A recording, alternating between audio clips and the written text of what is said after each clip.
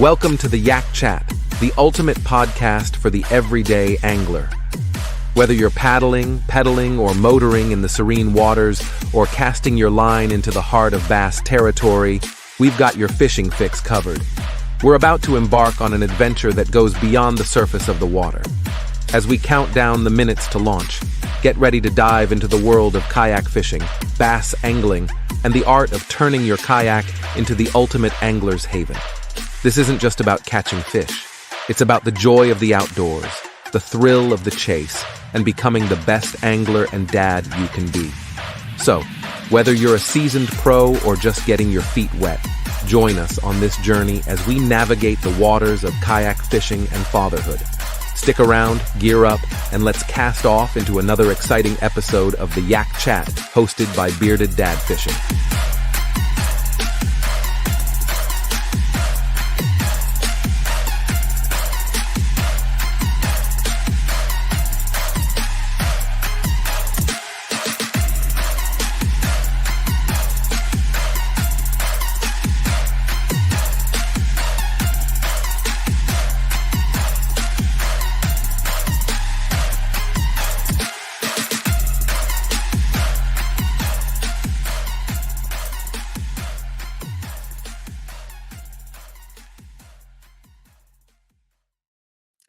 What's up, guys? Welcome to the Yak Chat, where we talk about all things kayaks, all things fishing, all the time.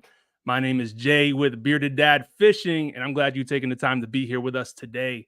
This podcast is streaming live on YouTube and is available on demand on Apple Podcasts and Spotify. So if you're listening live, we want to hear your questions, your comments, and of course, your smart remarks. Feel free to be sarcastic. That's what we like around here.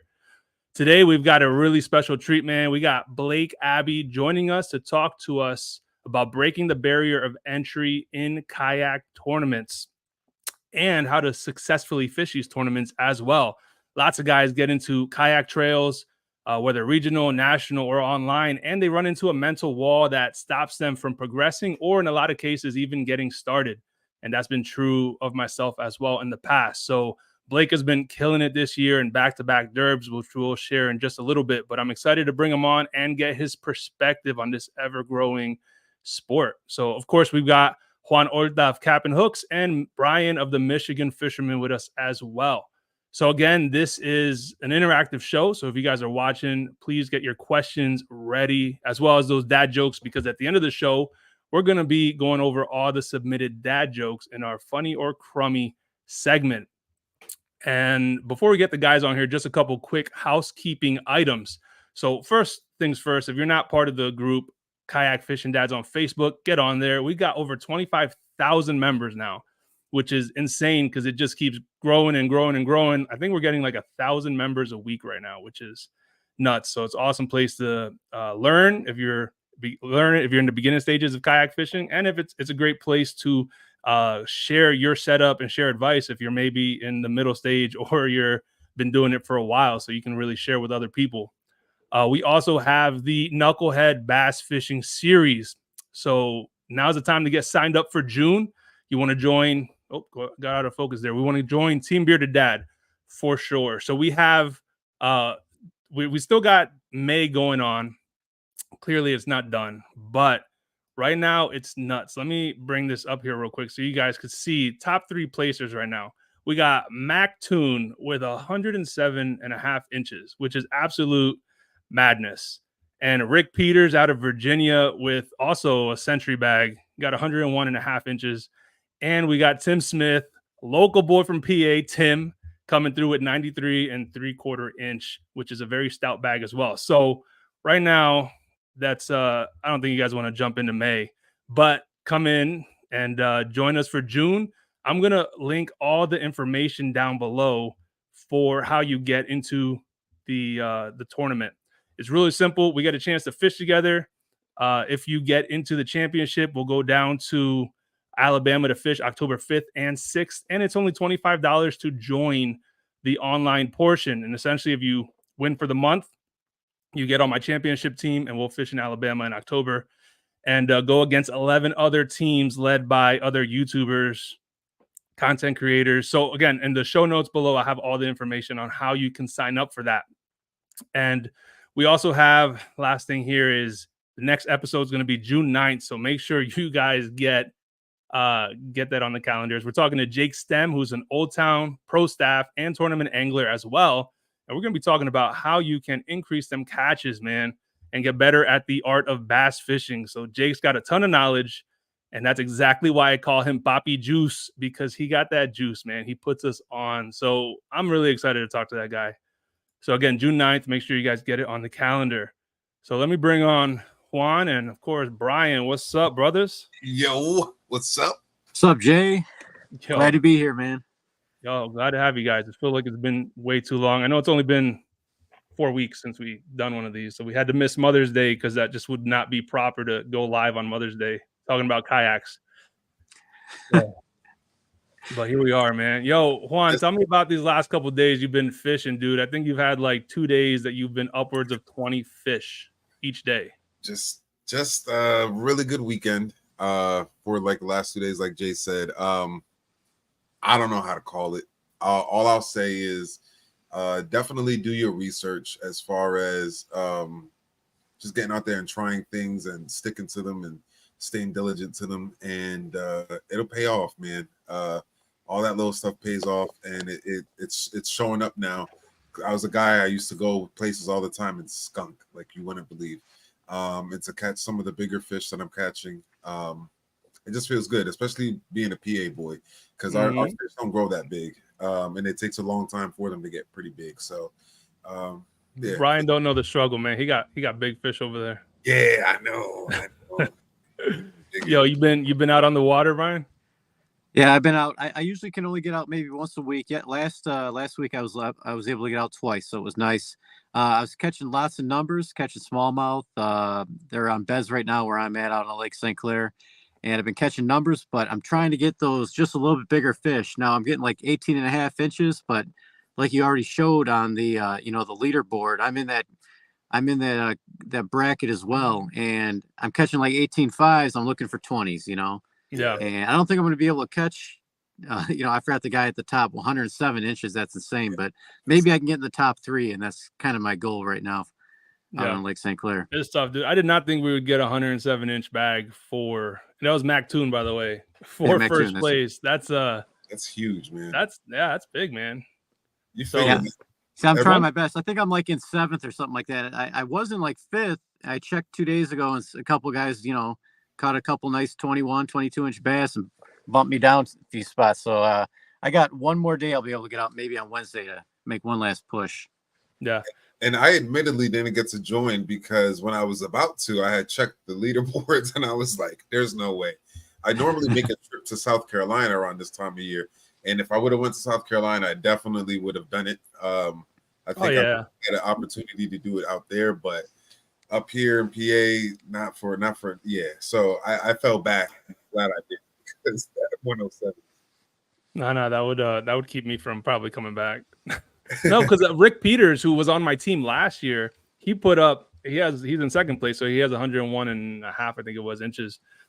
Even when he got up to like 98 inches, I was like, oh man, Rick might have it in the bag. And out of nowhere, Mac came through and threw those numbers up. So, I mean, you never know. We still got a couple days, and Virginia got some big fish, man. So yeah. We'll see what happens. That should be exciting, man. So we got the bearded paddler here too. What's up, Andy? What's up, bro? Yeah, and yo, Matt. Speaking about Mac, he said I lucked out on that 24.25 inch, caught on a frog on fluorocarbon. Really? Huh. Jeez, bro. Not even going straight braid. I've yet to catch a frog. I was trying the other day, but I think they were too small, so they couldn't get all of it. And I think I might change the style of frog I'm using.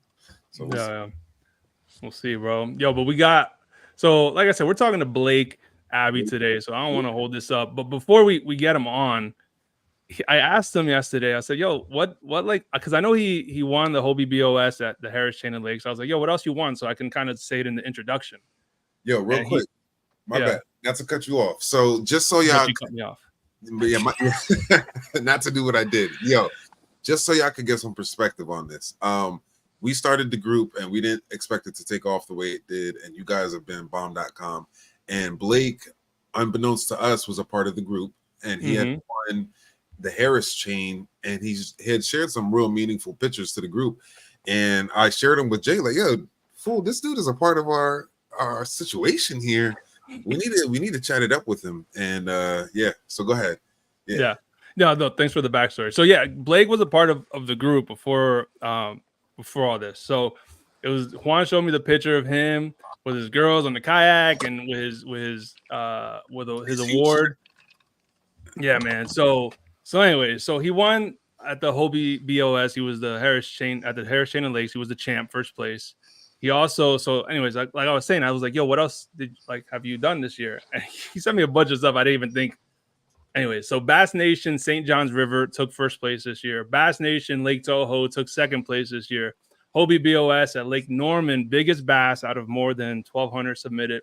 And the Bajo Summer Slam, he landed a sailfish for first place. And I actually saw like a screenshot of that. That thing is wicked, bro. A sailfish in a kayak. I don't know if I even want to add that to my list of things that I've done. Also, his win over on the California Delta with a Lifetime. Yeah, he did say that.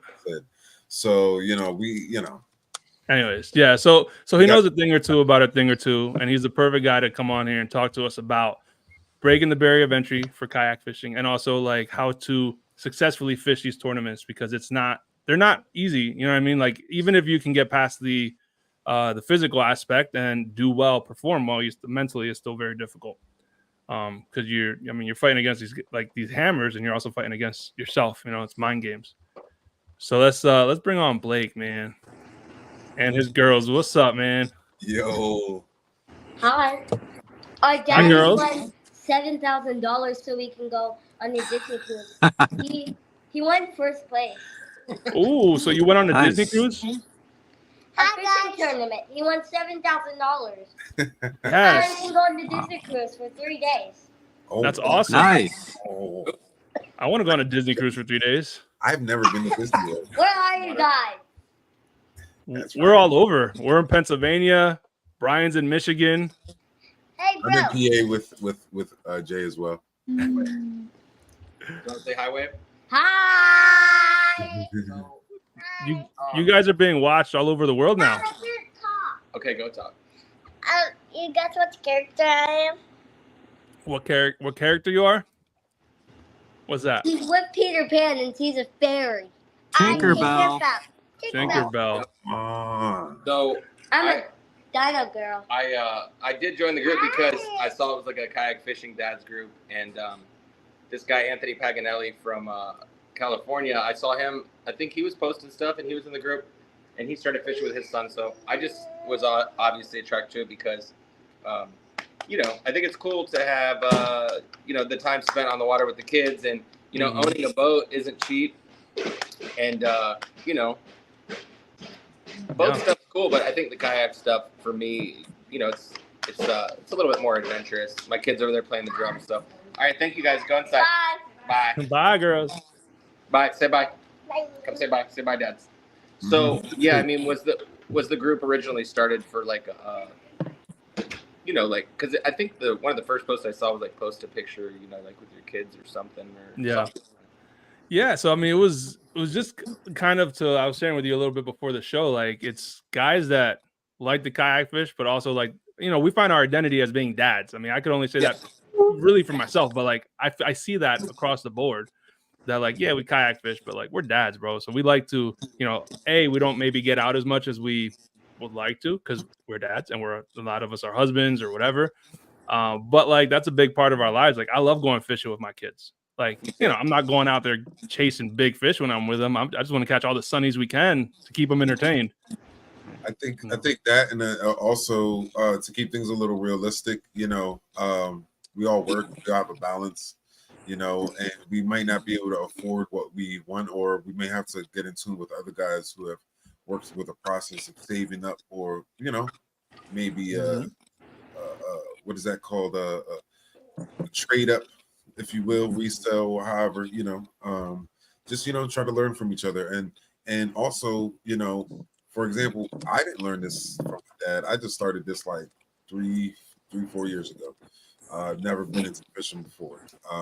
So you know, for guys who are trying to make that transition, like myself, you know, who I'm dad. And so give us a place to call our own, I guess. Yeah. Yeah, and I noticed that a lot of the groups, as well as like most of the major podcasts too, were kind of dedicated to kayak tournament anglers. You know what I mean? Like the guys that maybe go hard, and not everybody fits that demographic. They're just guys that get out on a kayak, and there's a ton of guys that in that group that are lifetime kayaks. You know, they get the ones off of Sam's Club and everything else. You know, so we want to. That's what it's about. Kayak was a Sun Dolphin from Walmart. Nice. And I started on the Delta with this guy Travis Moran, and he was fishing like the bigger tournaments. He actually was like an announcer for the FLW, and he used to do a lot of filming. So I learned a lot about fishing from. I would be fishing on his boat, and he would scuba dive down, 18 feet. Mm-hmm. He would film the lure, and like we'd see the fish hit it. Like some of them wouldn't commit; they would just like nip it, smallmouth. And so like it was crazy because having that perspective of seeing how the fish respond to certain baits and like when to set the hook, when not to set the hook. But long story short, I wanted to fish a lot, and he couldn't. Like you guys said, this was before I had kids. So I was like, I went and bought a kayak, and I would like, they're so light. The $200 kayaks, dude, you can pick up with one hand. Oh yeah. I'd throw it over my shoulder and like walk down the rocks, get on the water. And the thing that I personally like about kayak fishing so much is like, you don't need a boat launch, Nope. Yeah. You could be on the water in 10 minutes, dude. I'll be driving. I call it freestyling when I drive around. And I'm just looking, like if I see water, I'll pull over sometimes and be like, I got 45 minutes. You could jump on a fish, for 30 minutes, get on and off in 10. So I really, really, really, I think the first fish I caught in a kayak ever was like a 5-pounder. Obviously it was lucky, but I sent the dude a picture of Travis, this guy I was fishing with, and he's like, "Where are you?" And I was like, "I'm right where we were the other day." So that was before I knew about how, like bad it was to go fish people's spots. But he ended up like telling me, he's like, "Dude, you can't go there. Like I got a tournament this weekend." I'm like, "Okay, fine." So you started with the Sun Dolphin. When was this? What year was this? It was a long time ago. It was like 10 years ago. Okay. Maybe more. I got one Sun Dolphin, and then of course I got another one. So I got two. And I always love taking people. A big part of my passion is the shared experience. Whenever I meet people, I'm pretty outgoing. I can meet somebody at like the supermarket and be like, "Hey, you fish?" I'm like, Yeah. Like, "What's up? You fish? Are you cool?" Basically, I'm asking them if they're cool. Yeah. Are you holding? I feel you. Yeah. So how long did it take you to get into kayak tournaments? Well, the first tournament I did was on the Delta, and it was like maybe 30 people. But am I still there? What happened? Yeah. He's just zooming in. Okay, cool. Yeah. So the first tournament I did was in California. I was in the California Delta. I was nervous. I was really nervous. I had a van, and I had the kayak inside the van, so I didn't have a trailer or nothing. This was kind of like before people had electronics and motors. This was a paddle-only kayak, so there was that's a lie, because there were people with Hobies, but not a lot of people had them. Like only a couple guys had them. There was probably like 80% with the traditional paddle. So I showed up. I was really nervous. It was like a 5 a.m. or 6 a.m. start, and I showed up without my tackle, and it was like an hour and a half from my house. So I showed up. I left my tackle box, my tackle bag at home. So I showed up with nothing. And there was this guy named Matthew Brandon. His wife actually runs the USA kayak team now. So he's out there. He gave me like a bag of Senkos, watermelon red Senkos, like one bag, maybe two. And somebody else gave me like a rattle trap or something. So anyways, I fished my first tournament with lures this other guy gave me. And at the end of the day, I saw him with like an hour left. And he told me like how much he had. And I told him how much I had. I'm like, "Well, you're beating me." But I was actually in second place. So I was like, "Dude, I'm so grateful that you hooked me up." I'm like, "I'm going to just go in and see what happens." And I ended up finishing second. He ended up finishing first. So he got the good karma for giving me the Senkos. And I just fished like a maniac because one thing that I really like to do is fish as much as possible, which I mean keep my bait wet. I don't do like a lot of running around in tournaments. I usually try to find out where I'm gonna go and fish before the tournament happens. So on the Harris chain, I went out Wednesday prior to the start, and I fished like a crackhead, just like bang, like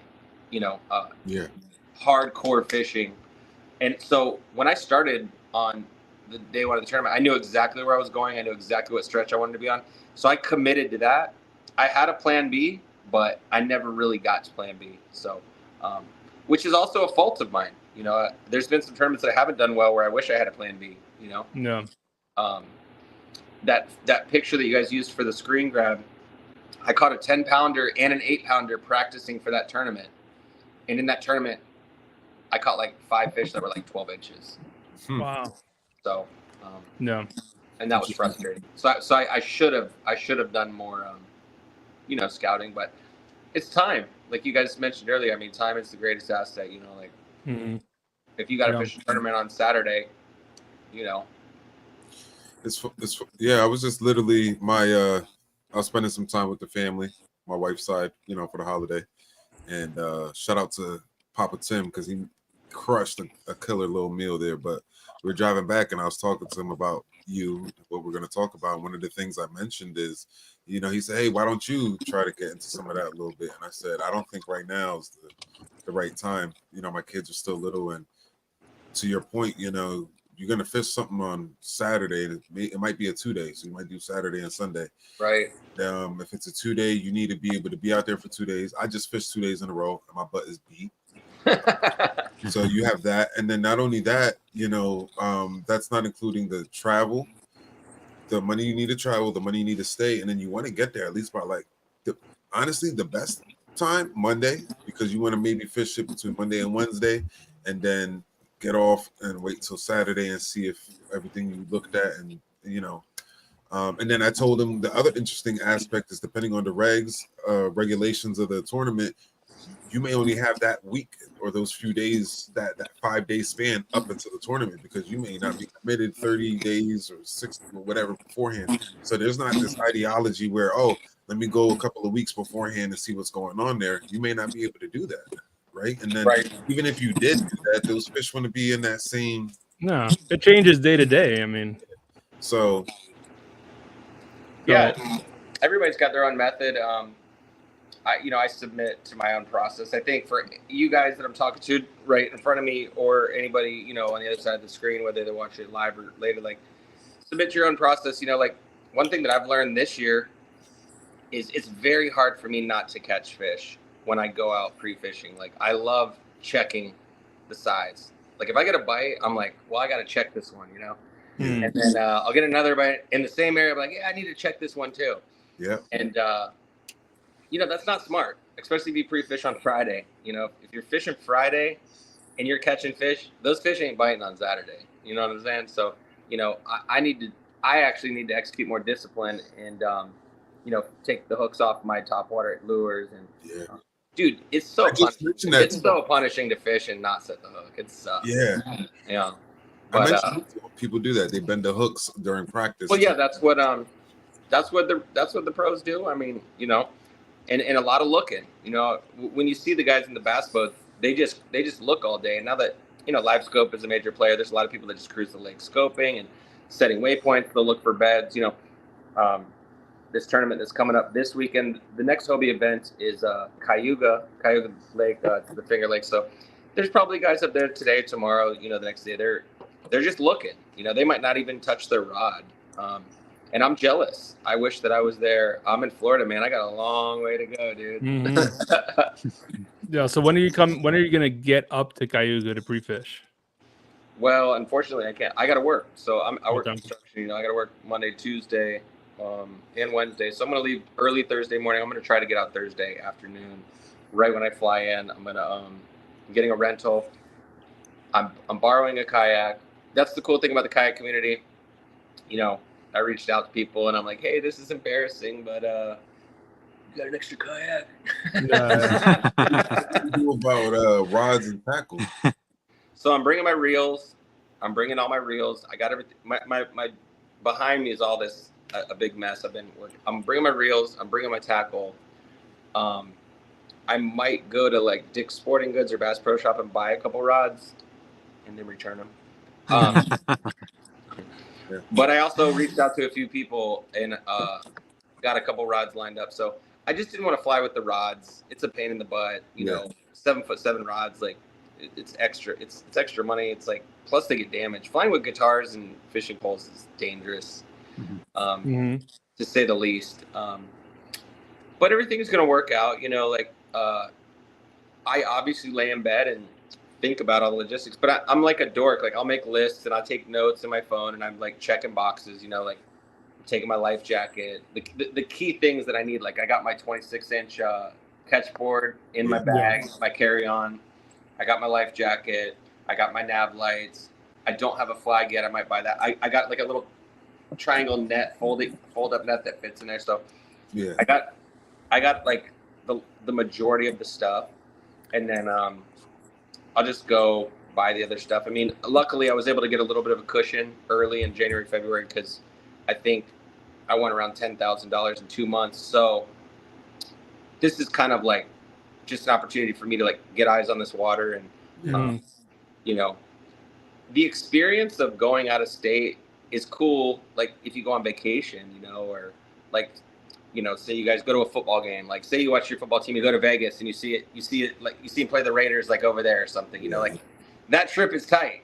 Even if they lose, like, I mean, it's still tight, you know, because like, so for me, like if I go up to Kayak and I bomb, like, it's ain't gonna happen. But I'm gonna go, you know, like, and have that experience because it's so valuable to like see a lake that you know these trails are going to go to again, like the Big Bass Master Trail or the Hobie Trail is going to go there again, and then I can, you know, I'll have 3-4 days on the water where I can be like, oh, like I learned what I went to Norman this year and Lake Murray. I've never fished those lakes, but I learned so much in 3 days, and then coming home 2 weeks after, I learned a lot up here thinking about like, man, why did I do that, or like, what did this guy do? You know, like I obviously find out who wins because they do podcasts, you know, and I'm like, you know, some of these guys are like, I'm throwing a 13-inch wake bait the whole time. I'm like, I don't even own a 13-inch wake bait. You know what I'm saying? So like,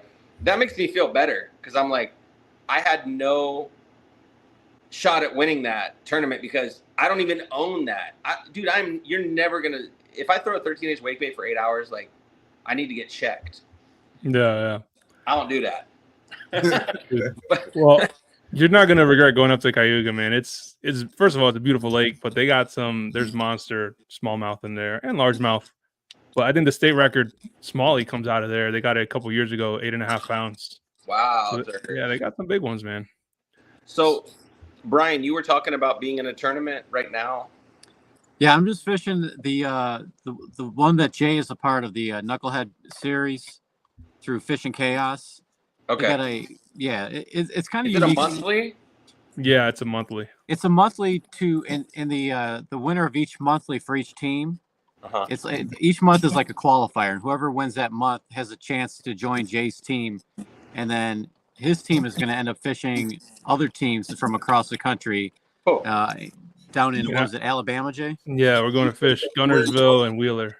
You can fish anywhere you want as long as it's public water. And that's pretty much it. So literally every fish that you catch in one of your tournaments that you're fishing could be submitted to this tournament as well, and it's only $25. Yeah. Cool. This month there's a guy in the lead with what, 107? Yeah, 107.5. That's it. Yeah, I wanted to tell you earlier, I wasn't in the chat, but I was listening to you in micromanaging my children. But the Fishing Chaos app has that Bajío's sunglass brand. You know what Bajío's are? Mm-hmm. The Summer Sprint is in the Fishing Chaos app. Luckily, the next week, week 9, is smallmouth bass. Oh, okay. So you should enter that. All you do is write Bajío on the identifier, and there's like a secondary prize. The sailfish prize, I got a $250 Afterco gift card, and I got a pair of Bajíos. The Bajíos are like $260. They're legit. Gotcha. So that's a free tournament to enter. So if anybody's watching this and they just want a freebie for smallmouth bass, if you guys up north, I mean, right now is the time, right? I mean, they're spawning. Yeah, there's Yeah, fun. good to know. So you said that's a free one if I do that for the smallies. Yeah, I'll post the link or just look up Bahio. Jay saw the sale. Yeah. So Yeah. Bahio on the Fishing Chaos, I put Bahio Summer Sprint. You can rewind this video. Bahio, BAJIO. Okay. Bahio Summer Sprint. Next week is the smallmouth, and they haven't had like a lot of participation, so you might have like a 1 in 10, 1 in 15 shot at winning.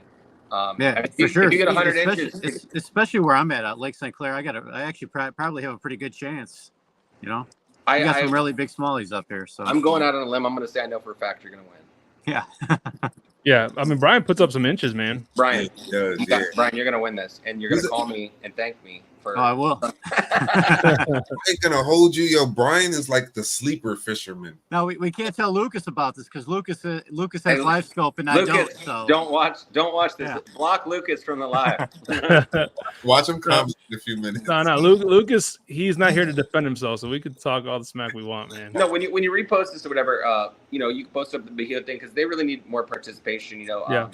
They No, have the for sure. largemouth bass one. You could go through the largemouth bass one was the first one. They have tarpon and redfish coming up. I'm going to do the redfish one and the tarpon one. I don't know if you guys get those up there. I don't think you do. No, we don't have any up here. Tarpon are tight. Dude, I've never landed one. They look like it's a nasty fight. Dude, tarpons, once you catch a tarpon on a kayak, you're like, why am I fishing for bass again? But, the bass fishing is where the money is. These tournaments are insane. Like, because, when I say the barrier to entry, like, I mean, you can buy a kayak, bare bones, and fish a tournament that weekend. You can buy a kayak on Wednesday and fish a tournament that Saturday. And some of them are like $60, $50, and you get 100 people to pay $50. That's money. And there's no overhead. Dude, boat overhead. Boat is an acronym for bust out another 1,000. Because you got to do this, you got to do that, you got to get it registered, you got to trailer it, Everybody that knows got to winterize it. Where I'm at, you got to winterize it over the winter. Right. All kinds of stuff. Yeah, the winterizing of a kayak means park it in your garage. Right. Yeah, and I'm going to winterize my kayak. That's the good thing about kayak fishing. I mean, it could get really expensive and it could get really big, right? But it's as simple as you want it to be. Yeah. You said you were slinging your sundoffin over your shoulder and just walking down the shore. I mean, you could do that easy. Yeah. I almost want to have a regression of, because, dude, since this year in particular, like, I got a kayak. I got the Old Town EPDL. That's right. It's electronic. It's an amazing kayak. I love the kayak. I call it the Cadillac because it is the Cadillac of kayaks. However, you got to take more stuff. You got to charge the battery. You got to take the battery. You got to load the battery. The pedal drive's heavier. Like, I'm not complaining about this thing whatsoever, but it's like more stuff. And I got like a black pack box. So I used to only roll with 3 rods. I rolled with 3 rods for 10 years. Now I have 6 or 7 rods. And I'll be like casting and I'll get stuck up in a rod. And then that's like 10 minutes of like BS, getting my lure out of the rod that I just fucking almost broke. Sorry. That I almost just broke, and once you get out of rhythm, you get frustrated. And when you get frustrated and out of rhythm, I'm talking about myself. I'm not talking about you guys. I don't fish well. I don't. And I also, I'm ready to go. Yeah. I'm like, what else can I be doing besides breaking my shit? Yeah. So that's actually one of the questions I had for you is like, how do you stay in that positive mindset? Because I totally, and I know Juan said he can too, but I totally can see getting into that negative space and immediately being like, man, I just want to go home. Like, how do you break that, especially when it's not going your way? Well, in a tournament, especially these Hobie tournaments, it's $300 entry fee, so you have to fish the whole time. I know people who fish the first day and don't do well and go home. I'm not going to say nothing negative about that or bad about that. Actually, yes, I am. But, dude, like, if I'm paying $300 and if I go up to Kayak and catch 0 fish day 1, I'm still going to grind on day 2. Like, I'm going there to learn and experience and fish hard and even have an opportunity at big bass. It's like if you catch the biggest fish on day 2, you're still going to catch jack. Yeah. You know? Even if you catch 0 fish, you goose egg on day one. You still got a shot. And, there are these, people that go for Angler of the Year. That's another thing. All these tournaments you get points in, which are cumulative for the end of the year. So I try to stay in, to answer your question. Sorry about the rant. I try to stay in a positive headspace by like pausing. If you miss a fish or you break off, like it can be frustrating. At Kissimmee Chain, I lost a big one early in the morning, and I like talked to myself, and I'm like, Blake, chill out. You're gonna get more bites. I'll look at my watch and be like, you got 6 hours. You only need 1 bite an hour. If I got 5 hours, that means I need 1 bite an hour. So and sometimes you can get 5 bites in 10 minutes. You know what I'm saying? Like if you pull up on the right tree or the right laydown or the right area, it's I've caught dude in the Harris chain. I caught like a 20 and a 22 back-to-back flips, and it was just like nutty. I was like, so the right time, the right place, but I don't always stay in a positive headspace when I'm out there fun fishing. Like, I had a Van Staal reel. I don't know if you guys know what Van Staals are. They cost $525 just for the reel. Wow. I had one fall off my kayak. I went under this bridge and it got caught on this rope that was hanging down, and it pulled it up, and my kayak kept going and it fell in. And like, I mean, that's like a week ruiner for me. I'm not poor, but I'm like barely above. Like, dude, $500 reel for me is a lot of money. Heck yeah. I think that's for anybody. Yeah, but I think everybody has days. If you don't have a day that sucks, you don't appreciate the really good days. I know that's a cliche to say, but no, you're right. I mean, it can't be sunshine every day. Otherwise, you take it for granted. Yeah. Yeah, Jake, who's coming next week, by the way, he says time to get ready for Cayuga. Oh, I see that. So he's gonna be on the show for the next one in 2 weeks, but he's gonna be fishing Cayuga. He's pro. Is that the guy that we don't need to tell about the Bahio Summer Sprint? No, that's Lucas. Okay, so Jake, is that Jake? Yeah, this is Jake right here. Yeah. What up, dog? He wants the juice. So he's not on. He's watching though. Oh, do I want the juice? Yeah. No, I need to borrow a rod. And you got an extra kayak, and no, I'm just kidding. Yeah, but you said earlier though, people are lending you this stuff. The kayak community is dope like that, man. Like they do that pretty often. I've heard like many times of people pedal drives are busting, so they lend them a kayak, lend them a drive, whatever it is, man. They come through. Absolutely, yeah. It'll be reciprocated too. Like I talk way too much. I'm pretty open with information. I'm pretty open with what I'm using. Everybody, when I won the Big Bass at Norman, the tournament director was like, "What we're using?" I'm like, "Everybody here knows." I'm like, I'm such a one-trick pony. Like, no. I don't do anything. Like, I use the same lures that my grandpa was using, dude. I throw rattle traps. You know what I'm saying? Throw like black worms. Like, it's funny. Even when I snook fish, like I use the stuff that like people were using in 40s. That's funny because I don't know what it is, and you wouldn't believe this time of year the water is mid-70s, and I caught all these on jerk baits, mostly jerk bait. Aside from like a handful on a modified Cinco. Is it post spawn where you're at? Are they off? Are they like after post spawning right now? No, we're actually in the middle of our bass spawn right now. It's over in a week, about June 8th. It'll be over. It's the last day. So bass season here opens up June 8th. You can't even catch bass right now? You can, but they have to be immediately released. Yeah, they can't. They have the tournaments up here. You mean to eat them, to harvest them, you mean? Yeah, you can't harvest any right now. And right here in the state of PA, you can't be caught pitching at a bedded bass. Oh, you're not allowed to bed fish. I got it. I got you. Yeah. Yeah, I mean, that's interesting. Mm-hmm. I don't have any opinion on that or not. Like I go back and forth with that, especially snook season here is so weird. And the legal limit of a snook where I live, I know we're on a bass talking show, but like it has to be between 28 inches and 32 inches. And those are the breeders. So like the ones that they let you keep are the breeders. I don't actually understand. Yeah, I see what you mean.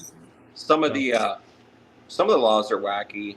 I'm sure that they're different for every state. I know there's a huge, massive issue in Florida. I don't know if anybody's watched Florida, but like the spraying here, the chemicals warfare that fishermen are having on these lakes, like they're spraying these lakes like Lake Okeechobee, these massive lakes, and just killing everything.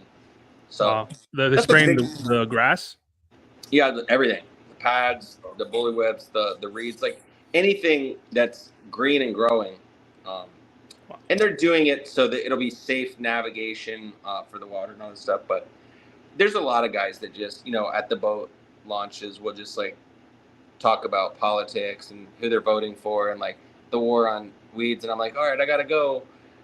Mm-hmm. I'm like, I got to go fish, dog. Later.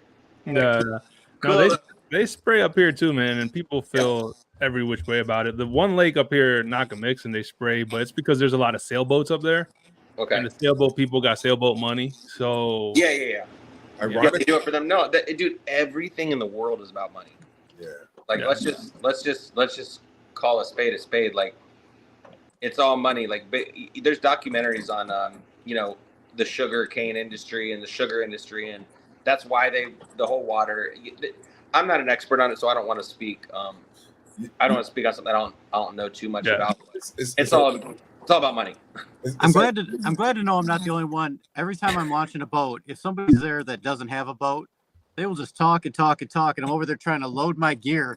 Yeah. And I'm talking to this guy for 10 or 15 minutes, and it's prime time. Like as the sun's rising, I'm like, I gotta go, man. Top water's kicking off right now, and it seems like anyone that you just say you end up finding some of the strangest people. It's like the water brings some of the strangest people to the boat launch. No, not water, just boat launches. The boat launches, is that what it is? we call them pelicans. I call them pelicans. Oh my gosh. It's funny you had said that about the money situation because ironically, I was watching a little bit of something about, the Bassmasters and how they started in professional bass fishing. And when they first got started, they didn't know how to tax it. They were kind of taxed kind of like a casino. Hell yeah. Because they thought of it as like a luck of the draw kind of situation.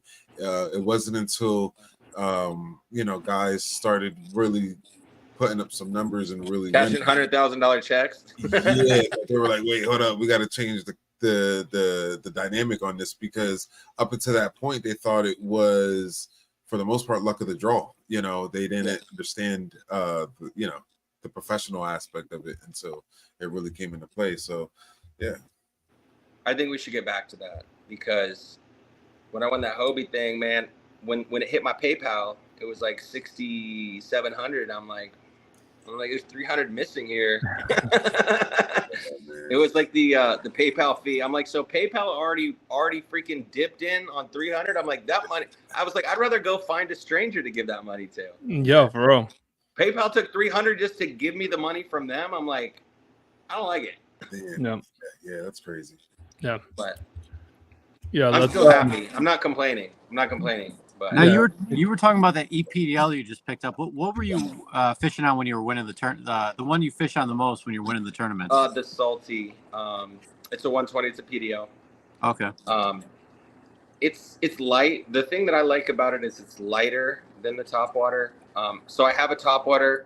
I am on the Old Town pro staff now, mostly because I was winning the tournaments, I think, because I was making videos and tagging them like for years, trying to get like noticed. I don't even know. I just do that for fun, honestly. But when I won the tournaments, I went on that show, a podcast, the Kayak Bass Nation, and they were asking me, they're like, so you didn't have no electronics, you didn't have nothing. I'm like, no, dude. I mean, in Florida, like the area that I was fishing, I don't even know if electronics would even help, because it's such dense, That's vegetation. Dense vegetation, yes. Yeah. I don't have a depth finder. I went up to Lake Norman and people were like, what? Some dude texted me. He's like, what's the water temperature up there? I'm like, I have no idea. Just dip your finger in there. I was like, I don't know. I didn't have, and I'm not against any of that stuff. I just, I'm like, and if it's not broken, don't fix it mode right now. Yeah. I'm in like the less is more mode. And honestly, like I love fishing. Like it's my passion. It fills my cup, you know, like my wife does music. I was in a band for like 20 years and like, I just played a concert the other day and I'm like, I love it, but it doesn't like fill my cup. You know, I hang doors is my job. I work construction. That does not fill my cup. When I'm on my kayak fishing, that fills my cup like 100%. Bad days are good days. I love talking about fishing. I'll be laying in bed next to my naked wife on Google Earth, zooming in on lakes. Like for real. Yeah. For real. She's like, what up? I'm like, hold on a second. Be like, babe, what do you think about this lake right here? No, I do. I'll text her. I'll screenshot. I'll be like, just put a yellow mark on this lake and tell me where you think. Just because I'm just like that. I don't. Yeah. It's funny you said that because I don't know this guy's name, but he's like a squirrely dude. He's an old dude, and he says like he has a really funny sense of humor. Anyway, he goes about saying something along these lines. He says, sometimes you work really hard to get somewhere just to realize that when you get there, it's not where you really wanted to be, but you really wouldn't have figured it out unless you got there in the first place. So if you got there and you found out that this is not what I want, it's okay. You can switch, you can alternate now. But if you didn't know, you can't, you know. And so I thought that was an interesting perspective on things. And, you know, I used to do music beforehand, and it's ironic that you said, you know, about the fulfillment aspect of things, because that's what bass does for me now too. Like you said, Yeah. you know, I used to I had big ambitions musically, and it's just, I don't know how, but it just don't compare anymore. So yeah. Yeah. Well, that's cool, man. I mean, so we should quit fishing. Me and you'll link up. We'll start a group. We'll start our own podcast, and we'll be like former kayakers back into music. Our calling came back on the podcast. You feel me? I got you. I'll send you some lyrics tonight. We'll do that. Bass and bass. You know what? It's funny. There you go. We'll have to throw Jay in the background too, because that's actually how me and Jay met. Oh yeah, origin music. I used to way back in the day. Yep. So Jay Stats was his rap. dude, you need an intro. You need an intro song, and I feel like us three should write it. You're just gonna write an intro song? Yeah, dude. That'd be fire, bro. You need an intro. Like it was a little dry. You're like, hey, what's up? I'm Jay. You know, we need a slamming beat. It fell flat in the beginning. That's funny. I bet we'll have to work on that. Yeah. I don't want no dry intro. Dude, don't listen. I'm razzing you, dog. You said I'm not serious. No, but we're gonna do one now. Yeah. This will be like the proving grounds for the group. Yeah. Or you could just get on Fiverr or Fiverr and hire somebody to make one. Dude, I feel like with the name of the show, like the bearded dad fishing, like I feel like you could make like a really fire intro. Yeah. Yeah. You probably could. Someone asked, by the way, one of the first comments here. Mac Toon wants to know, Blake and Brian, where are your beards? Because it's just me and Juan right now. I got a little stubble here. Oh, yeah, there it is. I've been working on that for about a week and a half. That is a good question, Matt. That this ain't happening, dog. I think I'm like, this is probably like a lame excuse, but I think I've been told I'm like 12% Cherokee in Swiss. So like I'm like my genes don't have the hair. Like it's just not happening. I'm like 50% French, 50% Polish. It's not happening, guys. Anybody who's looking for that on my channel, it's not going to be a part of my channel. But I feel like Jay has enough beard for all of us. Yeah. Like you have a very strong beard.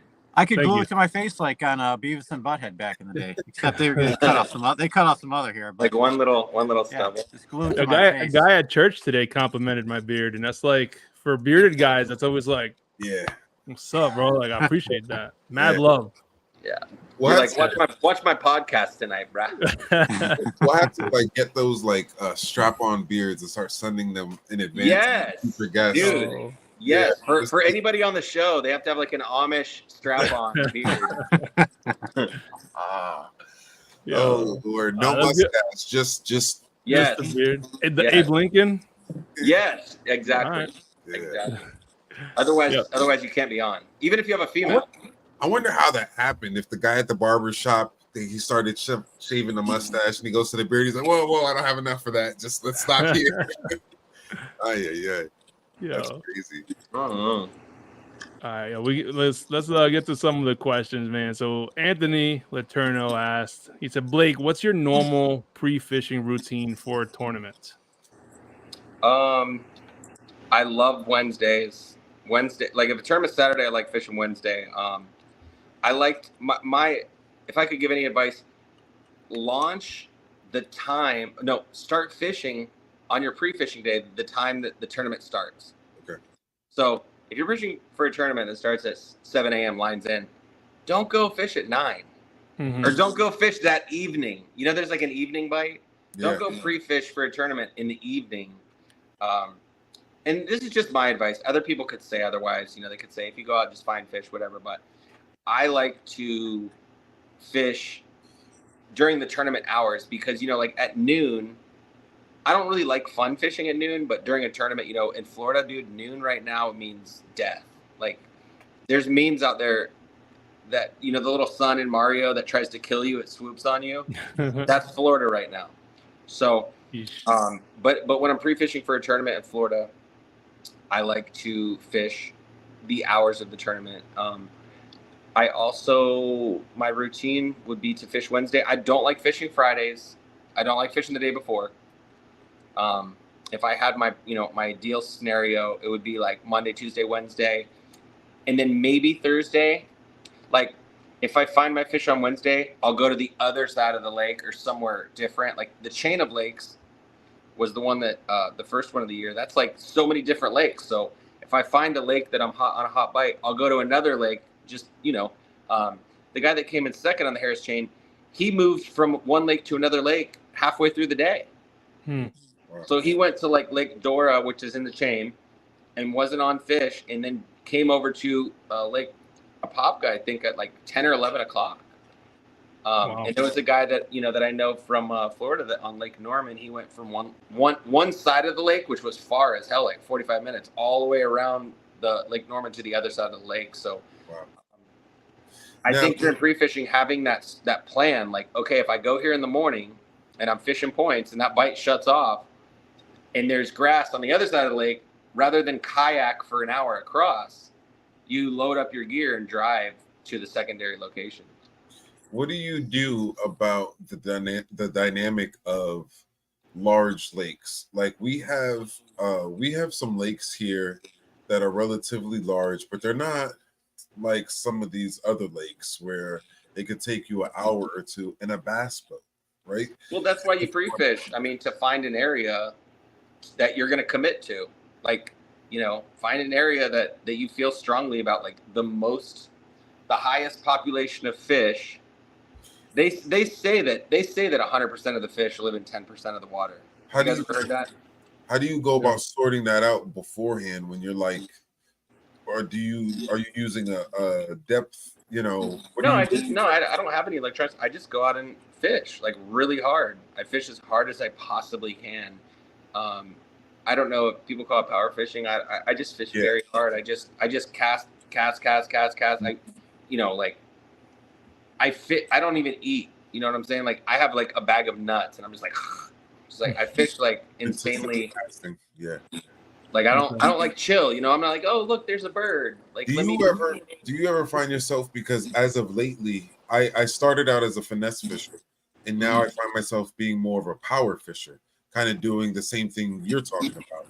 And so do you find yourself just consistently, do you ever finesse fish at all? Dude, I try to do what the fish want me to do. I don't put rules on them. Like if I can't figure it out, if I'm not catching fish, I'm not even ashamed of this. I'll ask people. I'll be like, what? I'm like, dude, I can't catch I couldn't pay for a bite today. Like, what's going on? And some people will be like, won't talk. And some people will be like, oh, try this. And I'm like, okay. Because, dude, if I'm not catching fish, I'll try anything. I'll throw a freaking hot dog in the water. You know what I'm saying? Like, I am not picky at all. Like, but it's also like not that complicated. Like, big fish, bass eat little fish. You know what I'm saying? Like, big fish eat little fish. Like, all across every body of water I fish in. If I'm fishing for a sailfish, they're eating little bait fish. If I'm fishing for a bass, they're eating little bait fish. If I'm fishing for a striper, they're eating little bait smallmouth. What are they eating? Like crustaceans or like I don't know. What do you target smallies with? Like crawdads? Up at Lake St. Clair, I usually, I mean, if all you did was throw a tube all day to imitate a goby, you'd be fine. You could catch them all day with a tube. And that's something you're talking about, fishing with something your grandfathers have used. Right. My stepfather, my grandfathers, they throw tubes. You know, they still work because it imitates a goby. That's, like you said, they're eating little fish. Right. Yeah, match the hatch. So like if you cast 1,000 times and you're casting what they're eating, and you don't get a bite, you're in the wrong area. You know what I'm saying? Like, it's time to move. I say that a lot. It's like, you know, it's more about probability. How'd you catch so many fish today? I wouldn't stop casting. I would not stop casting. If you cast it 1,000 times, you're bound to catch at least 10 fish. If you don't get bit by a bass, you're gonna get bit by something. Yeah. Like a bluegill or a catfish or a crappie or something. I mean, like, unless you're in dead water. But these tournaments are selected.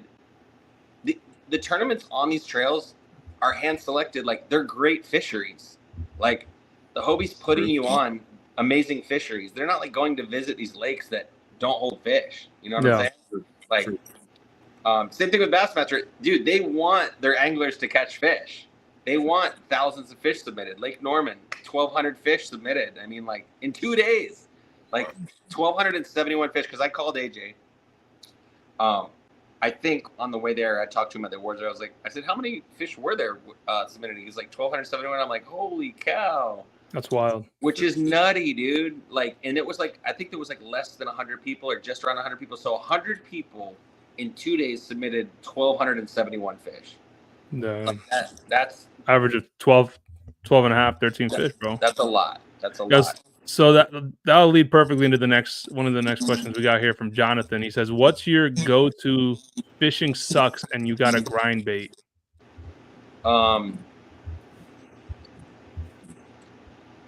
going to go with top 3, a rattle trap, because it mimics a small bait. Smallmouth will eat a rattle trap. You know, if they're eating bait, like shad, herring, bluegill, shiners, anything. And you know, the rattles, it just gets their attention. Or a Senko. Do you like Texas rig or wacky rig? I love Texas rig. Me too. I Texas rig all day. I like it weedless. You know, you know, earlier I said I like to fish hard, but here's the truth. If I cast out a Senko and I text my wife, that's okay. Like, I fish that, you know what I'm saying? Like, by the time my Senko is doing this, in 10 feet of water, I can text like 2 people and I'm like, there's one on. You know, a Senko, a rattle trap. I love topwater. I throw topwater in the summer. There's this girl that fishes the Hobie Trail. She's really popular on the internet, Christine Fisher. I'm always watching her videos. She's like, throwing frogs like year round. Like, I totally love that, because like when you commit, like if I'm out fun fishing, I'll throw a topwater for 8 hours just to get one bite. You know. So, you know, morning, evening, a topwater, and then you know, a soft plastic worm. I'm not much on the wake bait. Like, I suck at drop shotting. I need to get better at drop shotting. I went out on my paddleboard today, and I went out with one rod today and did a lot of drop shotting. There's a lake around me that's similar to Cayuga. It's like crystal clear. You could see like 12 feet down, and it's got a lot of grass. So I looked at Cayuga, and I went to a lake in Florida that is like Cayuga. I drop shotted all day. You know, I caught like 15 bass, but they were dings. But I'm trying to be a better fisherman and well-rounded. I tell people that all the time. Like, these people that are throwing like those Nessies and like those big like sexy shad. You guys know what I'm talking about? The Berkeley sexy shad things with the big treble hooks, like Yeah. or the mag drafts. Like Mag draft. I just can't. I haven't had a successful day with them yet, so it's hard for me to commit to them. Like if I go to Cayuga and I throw one for an hour and I don't get bit, like I'm never. It's getting tucked away. Mm-hmm. You know? I tried throwing them at Norman and I didn't do well, but I talked to other people that are like, dude, I won on that thing, or like I came in, 4th place and I threw this like shit. I'm like, damn. I'm like, I chugged that thing by like 20 docks. Couldn't get anything to bite it. Like, dude, they were like fighting over it. So, Mm-hmm. Some people, I do what I'm good at, what I have confidence in. I think anybody who wins tournaments will tell you that. Like anybody who wins tournaments, you're like, what did you do? Like I use what I catch fish on, what I'm confident with. I mean, dude, I don't throw a tube ever. And I think that's fascinating that you said you could throw a tube all day and catch smallies because it mimics a goby. I mean, for the longest time I couldn't catch them on them, and like you said, I think it's a big confidence thing. And once I started just having a couple good days with a tube, then I'm like, okay, this actually works. And then once you're confident in it, once you know how to actually fish it, you got to fish it maybe a little bit slower. Yeah. Then you'll do well. Like tell me how I to usually fish don't a tube because I don't fish tubes. Like, does it fall like in a tornado motion, or does it just fall straight down? I think they have different styles of the jig heads, but I think normally it just falls straight down. I think. And then when it sits there, does the tentacles like stand up? Yeah, they stand up a little bit, but mainly with the tube, when I cast a tube out there, gobies don't move around a whole lot. I mean, they'll dart around, but I've seen them on underwater cameras and they'll just sit there. Sometimes I've seen them while ice fishing, right? And they just sit there. So when I cast, I will never reel it in right away. I will let it sit there for maybe 10 seconds, 15 seconds, which is agonizing. Yes. But then I'll reel it and stop it. Hmm. So I don't always like to throw tubes right away. Sometimes I like to fish something a little quicker, like you said, a rattle trap, something more power fishing. Yeah, like a search bait. And then once I get bit, then you can maybe go to a slower presentation and then really, dial in on them and pick them apart. Me and you were like that. That's exactly what I do too. Because I think you can get bit a lot with smaller fish on almost anything. You can, if you say you were to throw any kind of crankbait behind you and you were just a troll in your kayak, you're going to catch something. It might not be a giant, but you're going to catch something. Then once I catch something in an area, that's, maybe I'll stop because I don't have, the only electronics I have is the Garmin Striker 4. That's the only thing I have. I only have it for the depth. And so once I get bit somewhere, then, with a power fishing type of bait, that's when I zone in. I throw a drop shot or a Texas rig or a tube, something, or a crawl, something slow. Yeah. I do the same thing you do. That's why I'm 100% confident that you're going to win the smallmouth Vihio Summer Sprint. I hope you're right, man. Like he's signing up tonight. Did you say that's a week long? Is that what you said? It's a week long. You don't have to sign up. It just starts next Tuesday. Like it's not even active right now. Okay. Like I'll find you on Facebook, or do you use Facebook mostly or Instagram? I use Facebook. I have Instagram. I rarely go on Instagram. Or honestly, Facebook I hardly go on either. I'm mainly on YouTube. But what did Mac Toon said? Tubes rotate on the fall, and if you put the actual, you probably read better than me. Yeah. I Tubes rotate on fall, and if you put the actual eye tie further back, it makes a smaller circle fall. If you put the eye closer to the tip, it makes a wider circle when falling. See, I didn't even know that.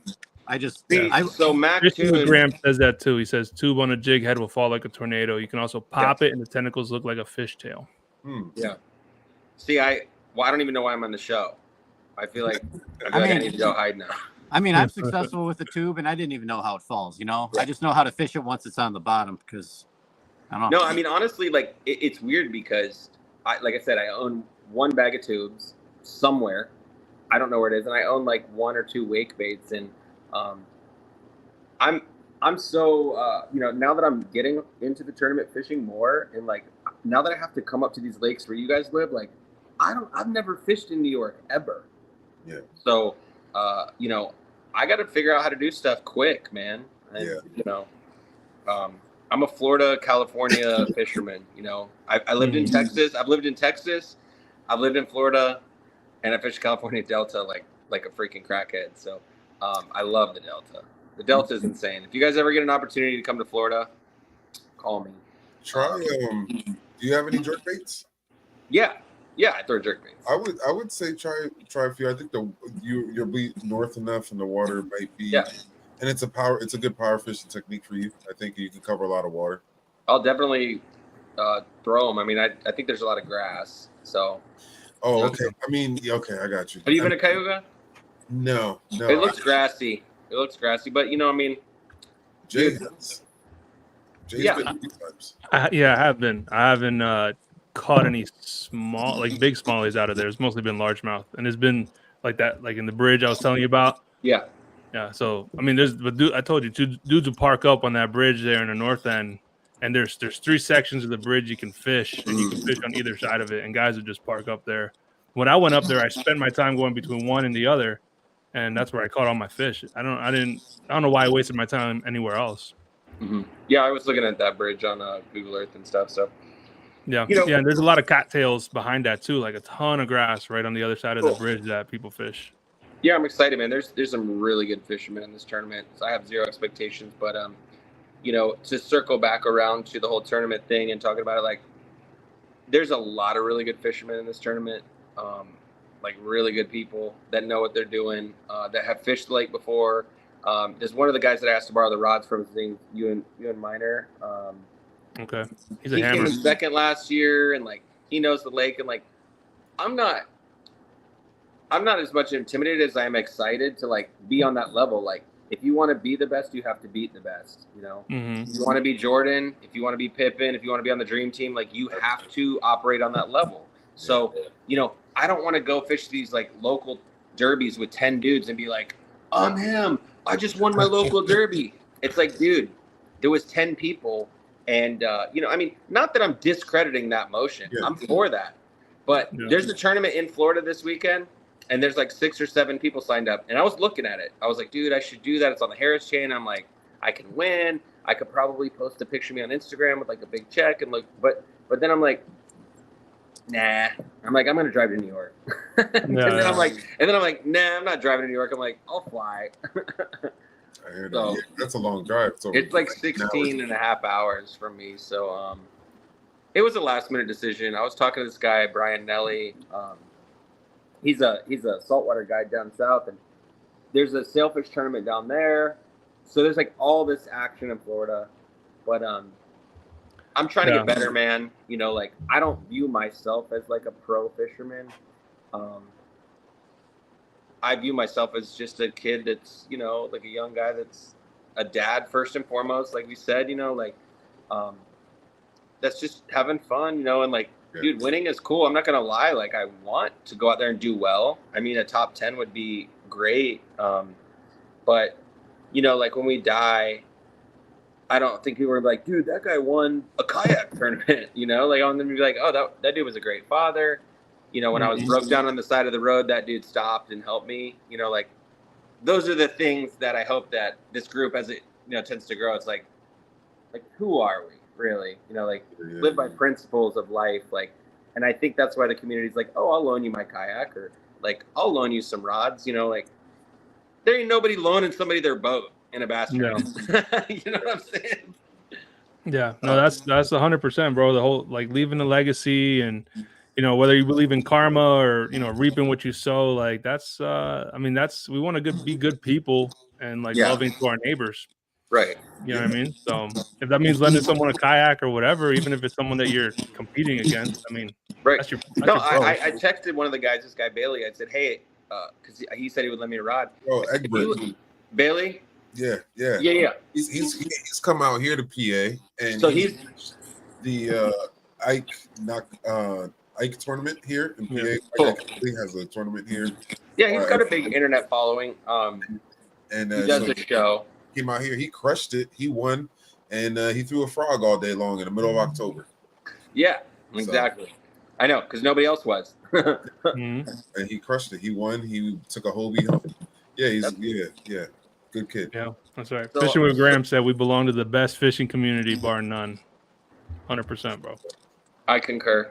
Anyways, the kid Bailey, I was asking him about his rod, and I said, if you lend me the rod, you do realize you're gonna win, right? Because I was like, you're instantly gonna have the good karma. I'm like, I'm like, I kind of like need to use it so you could do it. He's like, LOL. He said it's his home lake, so that kid's great. It's cool. Like I would be a liar if I said I wasn't like intimidated, but I'm also like, I want to be part of it. Like I was talking to Russ Snyder, who like literally wins everything. At the Murray USA thing, I was like, dude, I just want to be part of it. I just want to be like, I want to be in the middle or at the bottom or the top, but I just want to like be around the guys. I want to be part of it. Like you want to be part of it. Yeah. John Stockton was on the Dream Team, and like the Dream Teams, I think is like 12 people, right? Mm-hmm. Like only 5 of them played the majority of the time. But like I'm like, I'll be the 12th guy. Like I just want to be part of it. Yeah, I feel you.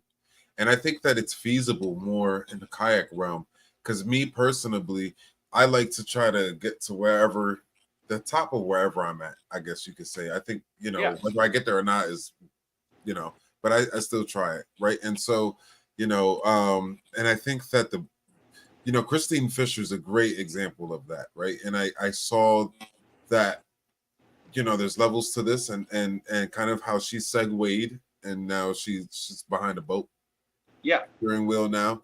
I saw the route she took as the most feasible route to get to that level. Or if not, you got the Ben Milliken route, right? Going with a strong social media following, until you can get into, enough to take care of your own path. I bet you he wouldn't want to hear that though. What was that? I said I bet he wouldn't want to hear that though. That thing in the social media got him there. I mean, and to be real, I respect it, because I love Milliken. I watch him a lot. He's part of the reason why I just caught the fish that I caught, because I fished off of Main Lake Point using tips that he gave me. Yeah. That I watched from him, right? So, right. But respectably though, that's what happened. He was fishing really well on YouTube and catching some really big bags. Yeah. With a lot of attention of the right people, and now he's doing great. He was always doing his own thing though. Yeah. I mean, and you know what? The kicker for the Falcons, Koo, he was kicking these wonky field goals on YouTube and got signed by an NFL team. Wow. Yeah, this dude was kicking these like backflip 90-yard, field goals, and like he ends up on a getting signed to a team. I mean, so that's the kid the Gran Turismo movie. You've seen it. Have you seen it? No? Okay. All right. So there was this kid who drove the, Gran Turismo game simulator. Yeah. And they decided to throw a competition. Like, the first place winner gets an opportunity to get behind a real car. Wow. He's now a real professional driver. That's so awesome. Yeah, it's crazy. So yeah. Well, yeah. I mean, the internet's cool. Like, I dabble like with the idea of doing a YouTube channel or like this, but I just don't have the time and energy, honestly. But I love like holding my phone. Like I'll shoot slow-mo videos of, tarpon jumping and stuff, jumping all the time. And I recently made like an Old Town video, to support the local dealer, Travel Country. Like those guys are so good to me. Like I walk in there and they treat me like royalty. They give me like discounts on so much stuff. So, I like doing that stuff, but it's also a fine line of like how authentic I can be, because some days I just don't like people, Some days I walk at 7-Eleven and I'm like, don't look at me, don't talk to me, people that drive under the speed limit, that's a major issue for me. Yeah, my wife, because I'm a very particular person, and so it was ironic because my wife said, how did the Lake Nakamixa meetup go? Because she knows how I can be at times. Right. And she said, one of the things I told her, I said, she said, does it get to your head? I said, no, not really, because at the end of the day, in all respect, you're showing face, right? And at the end of the day, we are doing this for a sake of community. And leading up to it, I wasn't as enthusiastic as I wanted to be about it, but I had committed, and I'm so thankful I went, because it was such an experience. Just being up and hanging out with those guys, and we don't get paid to do that. We don't get paid to go out our way and do any of this stuff, but these guys make it worth it. And but the other side of that coin is when you're and Jay's experienced this, where he's just kind of like out at the lake, just minding his own business, and then run into people who recognize you, and then you may not. Maybe you went to go get your mind off of something that day because you're dealing with something and you're not really in the mood to be all chit chattery. You got it. Are you famous now, Jay? I wouldn't say I'm famous. I don't want to be famous. Like, are you getting like noticed at Walmart and shit? Actually, someone. I went to go pick up some. So I own a business, and I went to go pick up some supplies. I don't know. It was more than a year ago, and some guy was like, "Oh, hey man, I just bought my kayak. Love your videos." And I was like, and it just caught me way off guard. I was like, "Oh, all right." So we started talking a little bit. I've never seen the guy again, but he saw me the one time, and immediately he was like, "Dude, I love your videos. I just bought my first kayak." Well, that's great. I mean, I think kayak brands and I think lures and stuff, I mean, they should be giving you stuff for giveaways because, I mean, the more, if you're getting 25K followers and the more engagement you get, I mean, yeah. I mean, I watch Kayak Bass Nation. They do a giveaway at the end of all their shows and stuff. Have you seen Kayak Bass Nation? Mm-hmm. Yeah, I mean, hopefully, it's a great show. I mean, you know what? You got me feeling guilty. So on the next episode, I'll have to make one. What are you giving away? With you, yeah. Well, I don't know how we're gonna figure out how we're gonna give it away. Let me see what you got. Not this one in particular, but he paints custom lures. Oh dang, girl! And I got a foiled version I do too, but I don't hold it up closer to the camera. Let me see this thing. This is a shad. Oh dang! Yeah, I got another one. I wasn't anticipating showing this off, so that's impressive. Too bad you did. And I think that you should flex on that more. Cool, I got you. He does some firework, man. I support the flex of like hand painted lures. That's dope. I have to paint up some rattle traps for you, dude. I don't know if you can see this one. Oh, here, I appreciate that, Jay. So do you airbrush it in your garage? And actually, right behind me. Here, that's what all this is my. Dang, dog, you're him, bro. Oh, chill. Dude, you're him, dog. I wish. Yeah. So here's the deal. You get those in the right hands with the right people, and they start winning tournaments. And they start talking about it. Yeah. And you put water. They say, what is it? Rising tides raise all ships. You guys heard that saying? Okay. Mm-hmm. Yeah. I hear that, man. I hear that. Word. All right. I could appreciate that. I feel that vibe. I like that. Oh, see, somebody said Juan got skills. See, dude, you got a fan club, dog. Detroit Fishing. Hold on. We got one more too. Juan, I'm needing some of your crankbaits. Southwest Indiana Outdoors.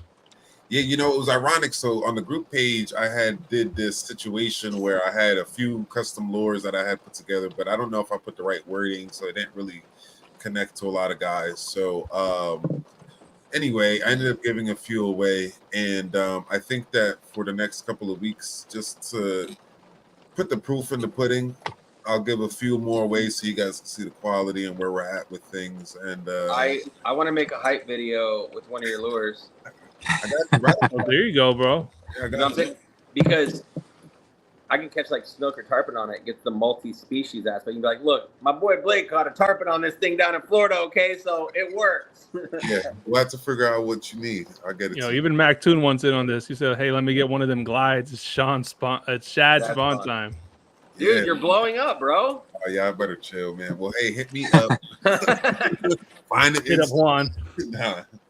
But that's great, man. Honestly, all that stuff's great. I think it's cool that you guys are doing this. I appreciate having me on. Our kids hopefully will be, making lures and do some charity, do some, some trash cleanups on your local lakes. Yeah. Stuff like that is dope. If you got 25,000 people following your page, you can get people together and be like, look, let's all go pick up trash for an hour, and like things like that. I think the local community, like the local paper, like people like that are like, dang, who's, what's going on? Like start a movement, like everybody that watches shows can fish. Everybody knows how to catch bass, like how many bass pictures am I going to post? We get it, dude. Catch bass. No. I think if we could do one thing that I think would be amazing is if this could turn into a scenario where like could just travel and go all over the United States, just make that kind of positive influence. That'd be dope. I'm in. Donating and bringing experiences. Yeah, I mean, make a pilot. Pitch it to freaking National Geographic. I'm sick of watching the Kardashians, bro. Yeah, no, I feel You're you. the dad's tour, bro. Get the bus. I'm gonna write a theme song. Let's freaking go. With a crazy like 6-tier trailer in the back with all the kayaks. Yes. Dude, with like a live well in the back with like a 25-pound bass, dude, the world record bass in the back. Bro, you got that vision, man. Yeah, for real, son. I mean, I'm a dreamer. I'm flying to New York without a kayak, okay? Yeah. To fish a tournament. Yeah. Yo, someone here, Brian Reed, he offered his kayak if you need it. He said, Blake, if you need a kayak for Cayuga, I'll drive up with my salty PDL and rods for you. What? Brian's a cool dude, man. He's on the group, so if you want to look him up and chat with Brian Reed, dude, you're definitely going to heaven, dog. him. Okay, free lure for you. I'm gonna paint one. I'm gonna have my kids paint one, dude. Yeah, you know what? I ain't gonna hold you. I'm waiting for my son to get a little older. He has been diagnosed with cerebral palsy, spastic diplegia. But one of the subtle lines I want to come out with are lures that are just painted by him. That go into that cause. So, Dude, that's great. I love that. I'll be your first customer. There you go. I'll be your first customer. Got you for sure. Yeah. That's great, man. Good. That's good. You know, I think to be honest, you know, when the fish are really biting, like I've seen like autism awareness lures, you know, with like the puzzle pieces on them and stuff. Yeah. You know, I mean, you don't necessarily have to fish with it, but you know, putting it on your showroom. But I'll fish with that stuff, dude. Yeah. I ain't scared. Like if they're schooling bass, and you throw anything in there, they'll hit it. Mm-hmm. I ain't gonna lie. We're gonna try to get some schemes that'll be at least hittable. Oh, dude, yeah. I'm not saying that you shouldn't do that, but I'm just saying, like, I fished with the Miami Dolphins crankbait before. Okay. Really? Yes. Did you catch? Yeah. Okay. Yo, you got to make them one with the Eagles crankbait, bro. Dude, listen. I'll send you an Eagles crankbait. I ain't playing. My local flea market has the whole NFL wall of crankbaits. They have Eagles crankbait. That would be sick. My one buddy has a channel. Bogley's Keeping It Real. He sent me a crankbait with his YouTube logo on the side of it, and I caught 3 bass on 3 casts with this Bogley with a Bogley's Keeping It Real lure. You never know, man. Dude, Chris I've seen Bogley. gold I did that spoons on that are a like a live penis stream, and balls. I've seen penis and balls with a treble hook on it. Oh my gosh, I've seen that too. Goodness. I have. You've seen it? Yeah, I've seen the videos of people catching them on it. My wife brought me that to hang on my car. Like when I you have it? You have when it? I first started fishing, she got me it's a black one, but Oh god! it's actually it's literally look. Oh boy! Bring it up to the camera. You're gonna have to censor this thing. See? Oh my gosh, bro. Now listen. Now we're cooking with bacon grease, boys. This show just went from a 9 to a 10. Oh snap! That's so funny. I gotta go fish with this now. Wait, Yo. hey, ask the dude with the salty though to hit me up PM because I'm interested. Say it again. All right, yeah, that's Brian Reed. He's on the group. Brian Yeah. Reed. Here's Yeah, why. look him up. The dude that was going to bring me one is bringing me a 10.5 topwater, and if you have a salty that's 12, I'd rather use that, and I actually will buy you dinner. All right, you hear that, Brian? A good Brian one. come through. Brian's I'll a buy good you a dude. steak or something. Yeah, Brian's a real good dude. Matter of fact, when is this tournament? The first. The first. It's like in 5 days. Oh, 5 days. I might be able to meet up with Brian and get you something. Are you going to come to the tournament? No, but I might be able to meet up with Brian and get you a lure or two for the tournament. I'll throw it in the tournament, dude. Watch me win with your lure, bro. Yeah. That'd be sick. Like, am I gonna have to cut you out of the prize or what? Am I have to cut you out? No. He's gonna be like, well, Give him a shout out. You ain't got to do nothing you don't want to do. Oh, dude, I would totally do that. No, I'll just donate some money for your. Oh, there he is. Oh yeah, there's my Buster. Oh, There we go. yeah, shy. He sees the camera. Oh, What's up, LJ? say, hey. No, okay, go ahead. Go on, mommy. I'll be He's honest. like, I'm ready for my nap, bro. You guys want to wrap it up? You got any Yeah. final thoughts? Yo, last question here. There's a couple here, but here, this one from Joe Riggs. What would be the best way or advice to someone who's never done a tournament to get started in it? I would download the Fishing Chaos app, and I would download the Tourney X app. Tourney or Tourney X. You guys know about both of those. You can post them. Download the Tourney X app. Type in, where you are in the search bar. There's so many freaking tournaments. Or do the Bahio thing or the monthly. Do something where you can figure out how to use the app.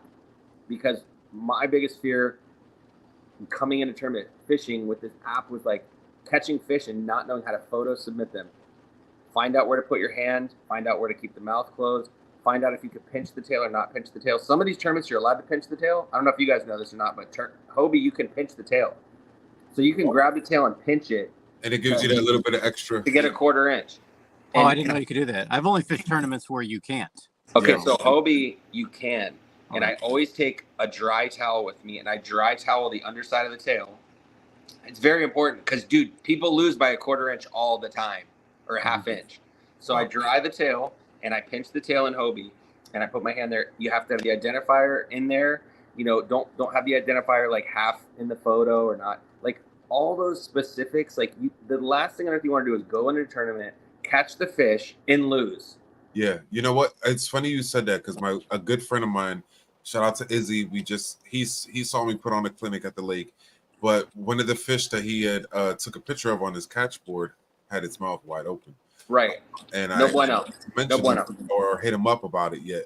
But yeah, those mouths have to be closed up against there, and there has to be a sticker or something to help. You know what I'm talking about on the boat. Well, like the thing is, there's rules in terms like some of these are very loose. Like the Bahia one's loose, but the Hobie one is tight. Like even the Florida Kayak Bass Trails, there was a double submission. Somebody submitted the same fish twice, and it went through. But then the tournament director went back and caught it. It was an accident, but like,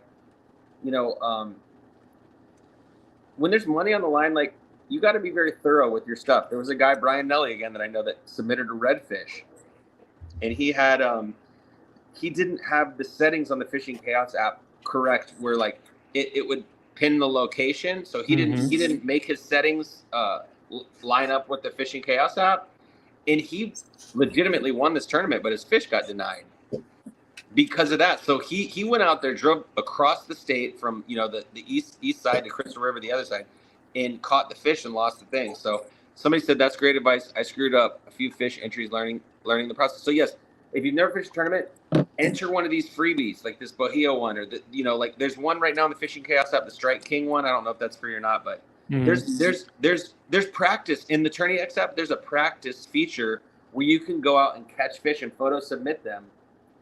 You guys know that? No. There's a practice tournament in Tourney X.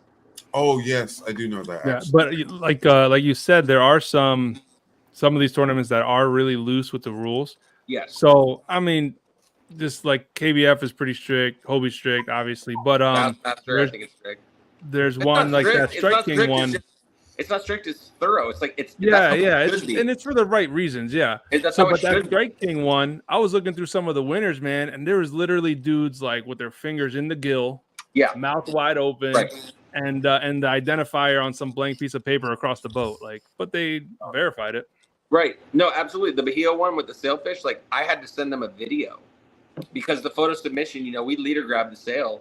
So I sent them a video of, I wrote on my photo submission because the Bahia one was like a little bit loose, and, it's a freebie for shades and a gift card, I really just wanted to do it because I wanted to put my balls in a wheelbarrow and be like, hey guys, I just caught a sailfish on the kayak, which was epic. It took like 4 hours. But anyways, the bass ones are very serious, and I like the ones that are strict, and I like following the rules, and I like the fact that people have rules.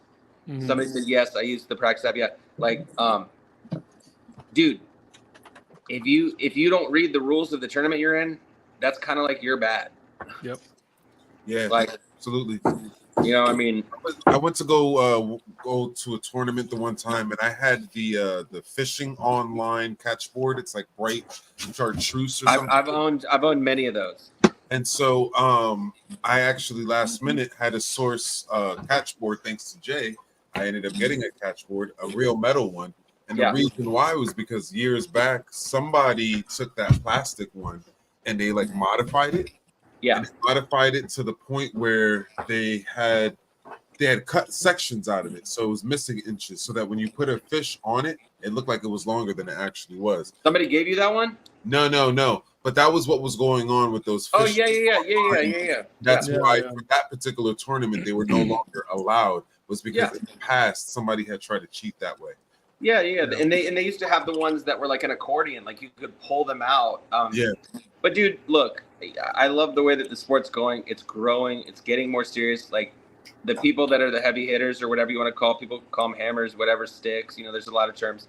The dudes that I'm around that are fishing Cayuga and fishing the Bassmaster and like the Hobie, like everybody knows what you're supposed to do. And you, at the end of the day, you can complain. You can be like, oh, my fish jumped off my board, or the identifier was like some dude fish tournament and said he used the wrong identifier. He used an identifier from a previous tournament. I'm like, dude, throw that thing away. Don't take a freaking identifier on your kayak from last week. Like, what are you doing? Like, lay off the tobacco, bro. Like, yeah, I feel you, man. And especially when you're putting your money, your hard-earned money, you know? Like, I'm saying all this stuff, and I'm probably gonna like do something stupid at Cayuga, but like, I wake up every morning and I check boxes. I make notes. Like, I want to do everything I can to hook the fish and get it in the boat and photo submit it and let it go. I take like 15 pictures. Like, that's another thing. Dudes, take a lot of pictures. Yeah. Don't take one picture. Overtake. Yep. Like, take 20 pictures. Dude, if you look through my camera roll after a tournament, it's nutty. I'm like, bang, bang, bang, bang, bang. I'll dry it off and I'll be like, okay, it's 16 and a quarter. I need it to be 16 and a half. And I'm like, come on, baby. Bang, bang, bang. You know, and I go through my photos and I find the one where it's 16 and a half and I upload it because I want to maximize every quarter inch, quarter inch counts. Yeah. So, I don't know if that's like what everybody does, but that's what I do. Dude, there's no way I'm going in after 2 days of grinding to lose by a quarter inch. I'm gonna be like, I could have squeezed a quarter inch out of one of those freaking things, man. Honestly, I gotta start doing that, seeing how much of a, because I notice it makes a difference, but I haven't done it enough. All right, before we roll out here, any last things you want to add, Blake, for someone starting out or someone getting into kayak fishing, or they want to get to where you're at? I would just say, like, you know, this is gonna sound like annoying, but like, you know, no fear. You know, like don't let, like, just break down the walls of fear. Go out there and try it. Like, if you're not in it, you can't win it. There's a million sayings. I mean, like, if you lose, like, on the grand scheme of things, like, who cares? You know what I'm saying? Like you lost the kayak tournament. Like, guess what? The world's still gonna freaking rotate on axis. You know, it's like, it's all good. Like, you know, you don't have to go like climbing a hole. Like, you're still a good fisherman. Like, I lose, everybody loses. Like, dude, everybody that's on the level that's winning also loses. We just don't get online and brag about it. Like, dude, I go out and fish and don't catch fish. You know what I'm saying? Like, True. Like, professional fishermen lose. Like, all the greats lose. They all like. Yeah, and that's helpful for people to realize, because you watch them on YouTube and you just see them pulling up fish after fish after fish. You don't see the days where they're not catching. No, because, dude, that's not good footage. Like, I think back in the day, like Bill Dance and them used to put mouse traps on the top of the water. You know, like a mouse trap that's loaded, and they'd run the lure off and they'd snap it. Like, when they couldn't catch fish, they'd just use smoke and mirrors camera editing to make it look like they did. Wow. I mean, yeah. I mean, and I know guys in like the lure realm who will catch a fish and then like put a lure on your mouth and make it seem like, you know. Yeah, maybe. I mean, yeah, if you're sponsored by somebody, you need some footage. Yeah, I mean, look, guys, I live on a lake. I live on a lake. Like, I've stocked my lake thoroughly. I can go out of my lake and catch 20 bass, but I don't even fish my lake that much anymore. You know, like, I want to be able to go to Pennsylvania. Brian, I want to be able to come up there where you're fishing and catch smallies. Like, and if I don't know how to use the tube, I'm just going to ask you. Like, if you want to fish a tournament, find somebody who does it and ask them. Be like, hey, like, what's up? you know, like, my name's Blake. I want to do what you do. Are you willing to share any info? Because, like, how do I do this? Like, what app are you using? Like, what kayak are you using? Like, I feel like talking to people in real life is a lost art. Mhm. You know, with these dating apps and like people meet online and like are scared to talk. It's like, introduce yourself to somebody, look them in the eyeballs, shake their hand, and be like, "What's up? I need help." Yeah. Right. Yeah. Humbling yourself a little bit and moving that ego aside and being a little vulnerable ain't gonna hurt. That's for sure. Yeah. Be like, I'm new to this. I'm scared. I need help. Yeah. Yeah. Like 99% of the people that I've met will be like, "Oh, absolutely, dude. I'll throw you a bone." You know, like, and if one person's not willing to help you, find somebody else who will. Yeah. Yeah, You know because what I'm both saying? people are good people, man. So you're gonna get something. You're gonna meet some guy that does have an ego, that thinks he's tight, and that's just fine. You know, I've been around bands my whole life. Like, some of these dudes think they're like God's gift to the earth, and they're not. Yeah.